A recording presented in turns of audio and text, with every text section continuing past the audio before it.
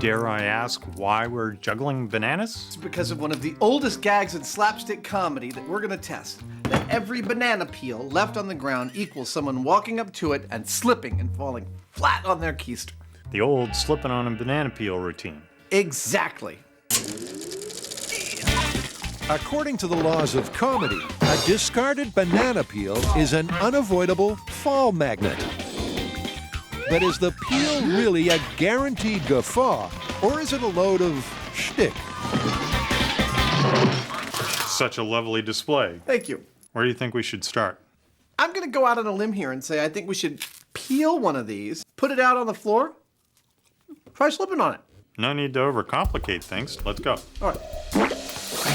So to find out if a banana peel can topple the Hyneman, Jamie slips into something more comfortable, while Adam checks his insurance. Yes.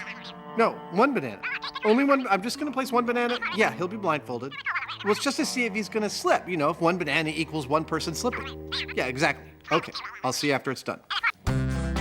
That's the plan. And a blindfolded Jamie won't be able to see the peel, meaning gravity can take its hilarious revenge. You're just gonna take a leisurely walk forward. All right, stop. But unlike in the movies, Jamie's not hitting his mark. Until finally, bingo! You step right on it, nothing happened. And that's not quite the result the guys were expecting. So I could feel the banana peel when I finally stepped on it. But, you know, you feel something like that, you compensate for it. At no time did I feel like I was going to lose it and all of a sudden end up on my butt. The Hyneman may be stealthy enough to avoid one peel, but surely there's no escaping a fall now. This gauntlet of banana peels, with their leathery tops and their slippery bottoms, is a virtual lethal gauntlet of slipping and falling. Let's see how the Hyneman does. Go for it.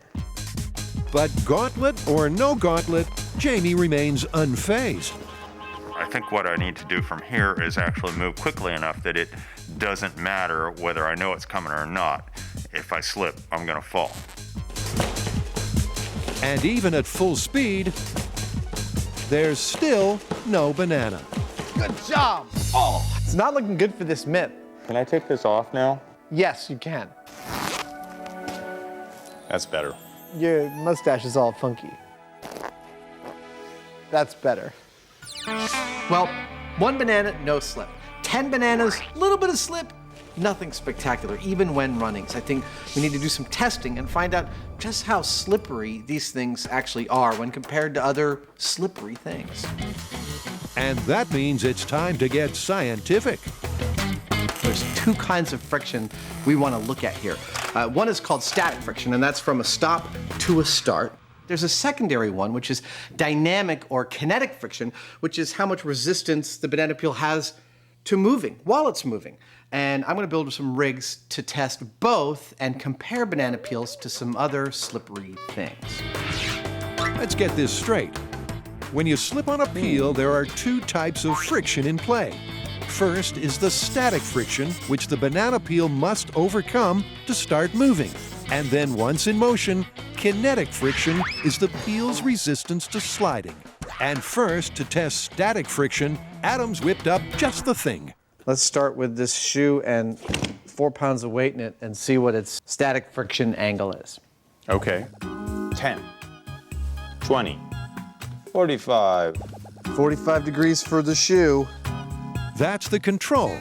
And with the banana peel, 10, 15. There it is. Yep, 15 degrees. so the peel cuts the static friction by a factor of 3. What's slicker than a banana peel? Well, I happen to have some animal birthing agent laying around.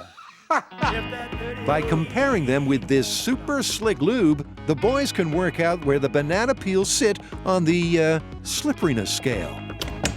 Okay. 5, 10, 15, 20. I was going to stop it, but I didn't want to touch it. The physics of this slapstick myth are looking good. Surprisingly, the static friction of the banana peel is lower than the lube. However, there's one more thing to test, and that's the kinetic friction. This is a device for measuring just that, the amount of force it takes to pull it once you've overcome the static friction. Once again, the shoe is their baseline. Jamie gives it a nudge to get it moving. I'd call it about 14 pounds. That looks about right to me. But with the banana peel, that number halves. 7 pounds. Finally, it's the slippery lube. That is nasty. Go for it. And go. That was consistently 5 across the whole thing. So that takes care of the data. But what does it all mean? The banana peel is not the slipperiest thing we could find. We found some lubricant that's actually slipperier, but the banana peel did respectably. However, I don't feel like we can call this one until we test it full size, of course. Where do we go from here? Well, you know, it's funny. With all the testing we've done so far, we still have yet to see anyone slip. So what you're saying is somebody needs to fall on their ass. Absolutely, but we're gonna need some more bananas. Lots more bananas. Yeah.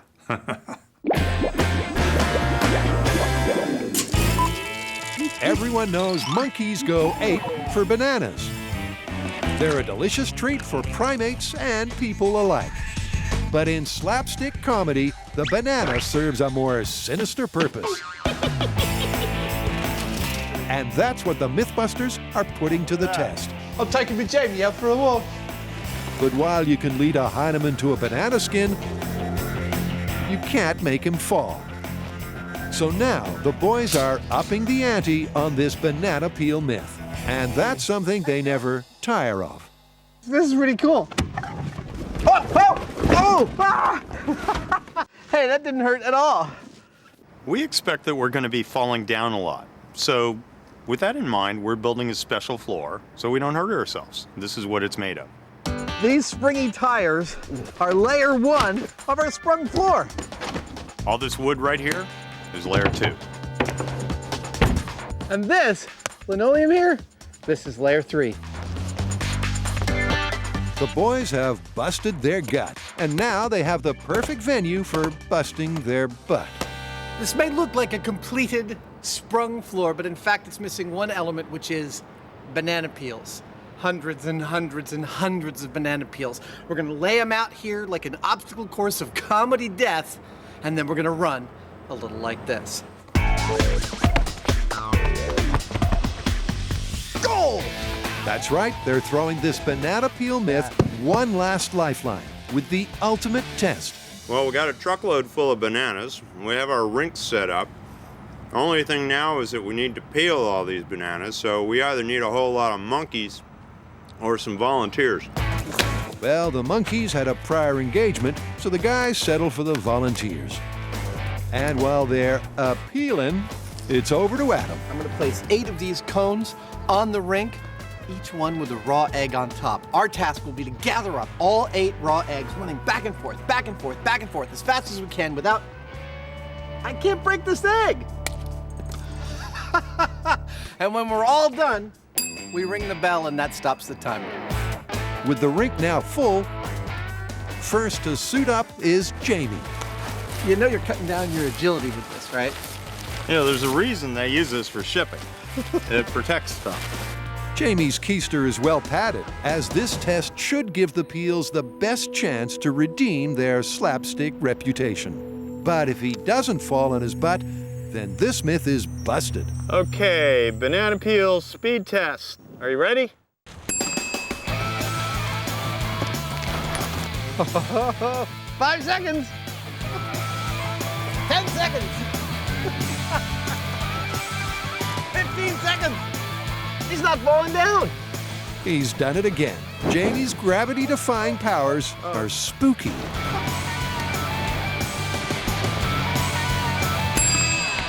Seconds. Nicely done. Oh.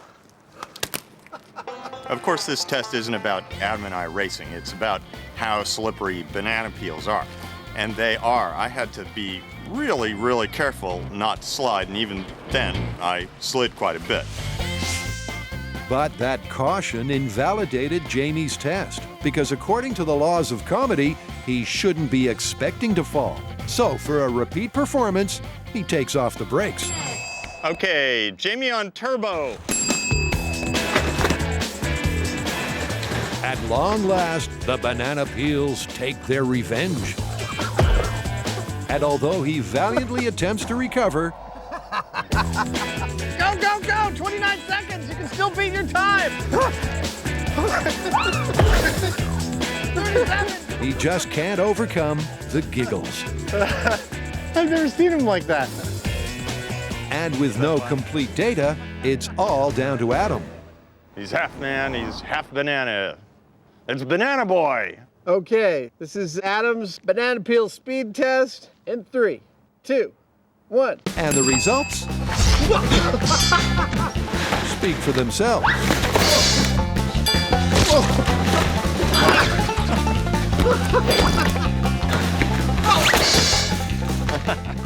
Hurry up. 52.2 seconds. That was so much fun! That's 6 falls in less than a minute. Which means that this myth is back in plausible territory. As if there was any doubt before this, Adam has definitively proved that banana peels are slippery.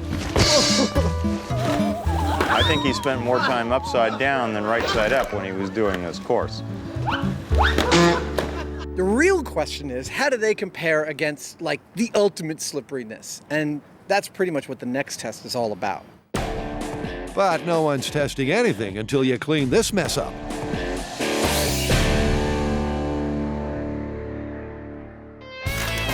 The MythBusters are tackling the slapstick favorite, slipping on a banana peel. 37, come on! And while the skins certainly are slippery, the fun ain't over yet. We wanted to compare the slipperiness of bananas to something that was ultimately slippery. And we went looking and we found this lubricant. It's used to help animals give birth. We're gonna spread it out on this field and hilarity will ensue. This test isn't just for kicks. That is awesome! By comparing the peels to the Ultra Slick Lube, the guys can find out just how slippery a banana peel really is. I feel so funky. I like to think of it as the ultimate in the temporal sculpture because there, that was a sculpture. It only exists for a split second. Watch again. See? Impressive, but enough of the fooling around. Okay, commencing the slime. After a quick squirt, the rink is ready for testing. And by now, well, you know the drill. Super duper lube, starting.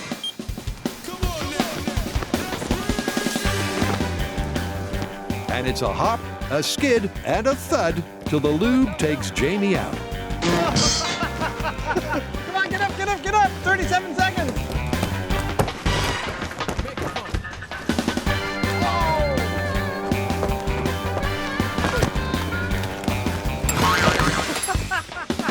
That's only 2 falls for Jamie. But since he didn't finish bananas, it's down to Adam for the final test. Be careful, little buddy. Okay, in 3, 2, 1. Whoa! Jeez, I'm pro! It's like ice skating. Whoa! I have almost no control. 22 seconds. That's fall number 1. And I think the tally should take it from here.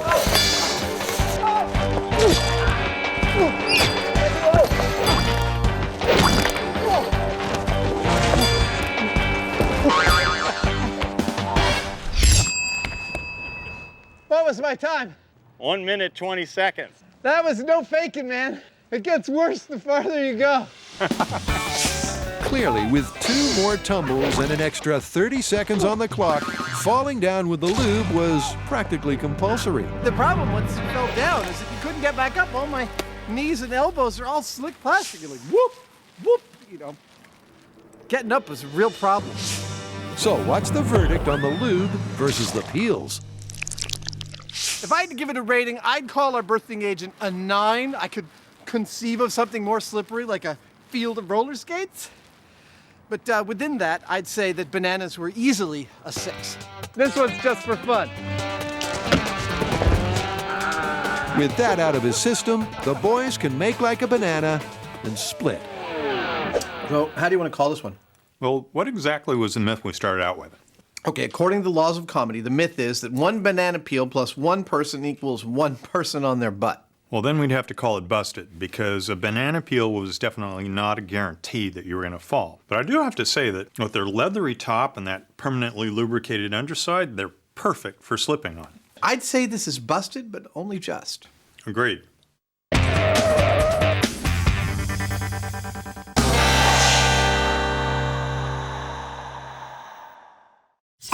The banana peel flip may be busted, but the guys are taking a bite out of something else.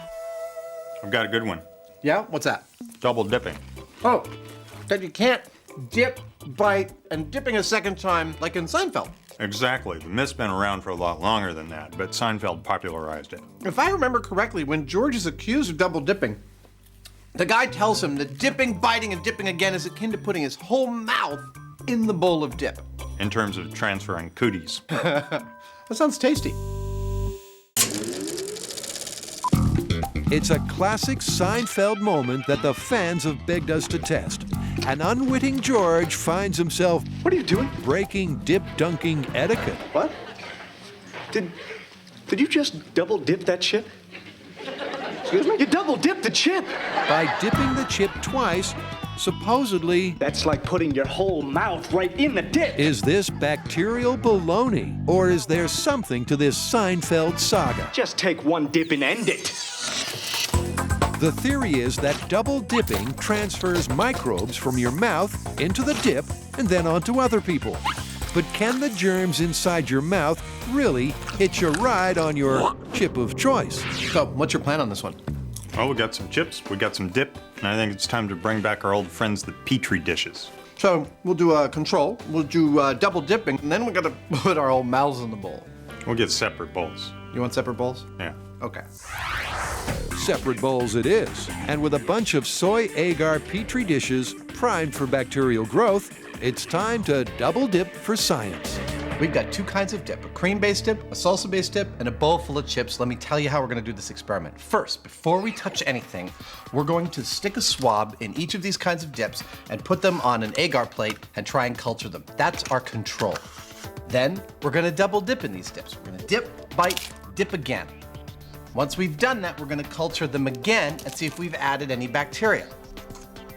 But the story includes a third wrinkle, in which the guy says that double dipping is like putting your whole mouth into the bowl. So we're gonna do that. We're gonna take as much of the dip in our mouths as possible. It's gonna be really gross. We're gonna spit it back out, and we're gonna culture it one last time and see if that's equivalent to double dipping. You want some paper towels for your mustache? I'll worry about that, thanks. And it really is that simple. With each MythBuster swabbing 3 experiments, they're ready to incubate. Perfect. It's right around 98 degrees. So we want it right about the same as the human body, huh? Yeah, for roughly a day. We'll come back tomorrow and check it out. Okay. And thanks to the wonders of editing, time's up for the breeding bacteria. The biohazards are ready for their close-up, but there's a problem. That's the control, and there's already bacteria in the salsa. They check all the salsa-only controls, and everyone tells the same story. Even with no human saliva, the dips are already brimming with bugs. I don't know, man. What do you think? Means I'm more afraid of the salsa than I am of the bacteria that's come off of double dipping or our mouths. There's just so much noise from the salsa itself. I mean, we're trying to do a bacteriological test with a medium that already has a lot of bacteria in it. Yeah, you can't see the forest for the trees. Clearly, we are going to need to do this test again and remove some variables. Yep, with the control showing more bacterial growth than Adam's feet, the boys are going to need a plan B.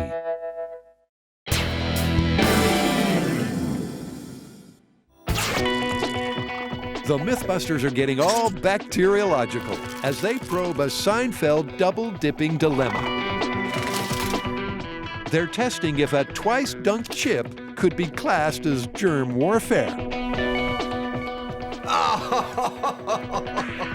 But thanks to masses of microbes, their first test was ruined. So this time, the boys are taking precautions. We need to do what we normally do, which is start eliminating variables, and then get back in there and do the testing. So, sterile salsa, sterile chips, clean space, rubber gloves, surgical masks, the only variable being our saliva. Exactly. Perfect, let's do it. So Adam starts with the chip sterilization, heading to New Tech Corporation to have them irradiated. So, I hear you can sterilize these chips for me? Sure can. But before the chips are irradiated, Adam asks the question on everybody's lips. Are they edible? Will these be safe to eat after that? Oh, sure. They might taste a little funny, but they'll be totally safe to eat. Okay, great. Funny tasting, and more importantly, sterile. Oh, there they go. This is definitely the point of no return. If the bacteria had a hand, they'd probably hit that button, but they can't. Bye, bacteria. Friends and family of bacteria may want to look away now, because 2.5 million rads of radiation is about to be unleashed. That is so much cooler than I thought it would be. I mean, it's like, see this beam coming down like an anvil, crushing bacteria in its wake, electrons scattering little bacteriological lives to the winds. Uncharacteristically, Adam is enjoying this far too much, and soon enough, There you have it, one set of totally sterile chips. meanwhile, back at the shop, Jamie's also getting sterile for science. He first builds a clean room for the test, and then conjures up some decontaminated dip. I'm sure it won't taste very good, but it should tell us a thing or two about double dipping. 2 parts agar, 1 part sterilized water, and voila. Well, okay then. I think that kind of looks like as close to salsa as we're gonna get. The germ-free salsa is ready to go, and Adam's also dressed for success. I feel like one of them television I am one of those television doctors. I've got just as much experience. To make sure the test runs smoothly, the boys have Dr. Russell Vance, an expert in pathogenesis. He's the guy in the middle. What's first? That'd be the salsa-only control. Using much more sophisticated equipment than those earlier swabs, Dr. Vance prepares the Petri dishes. What now? Now is double dipping, except this time with the fully irradiated chips. Okay, here we go. Once the infamous double dip has been double dipped, the salsa is sampled and plated up, leaving just the full mouth test. All right, now for the really gross one. And once again, it's delightful to watch. It's almost worse watching you do it than doing it myself. That's experiment over.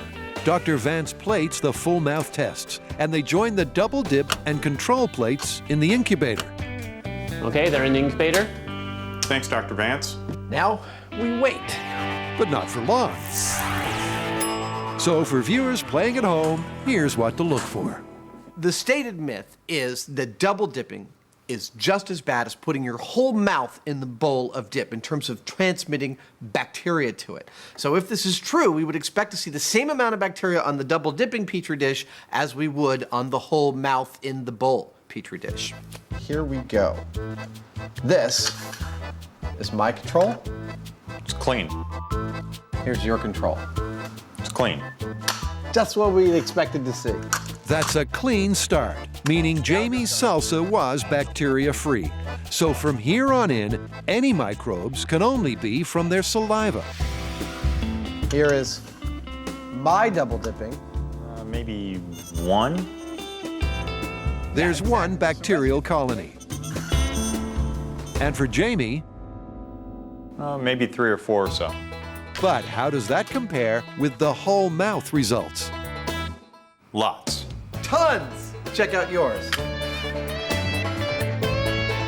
Also lots. About the same. Well, I guess that tells the whole story, doesn't it? It tells the entire story that we set out to tell. And that's a double whammy for double dipping. Now, in our control, we had no bacteria show up.